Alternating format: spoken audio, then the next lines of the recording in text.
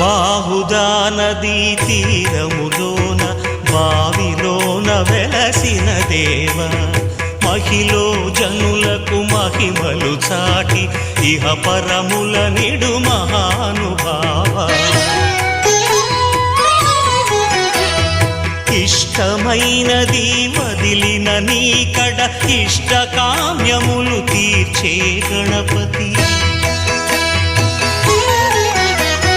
కరుణను పురియుచు వరములను సగుచు నిరతము పెరిగే మహాకృతి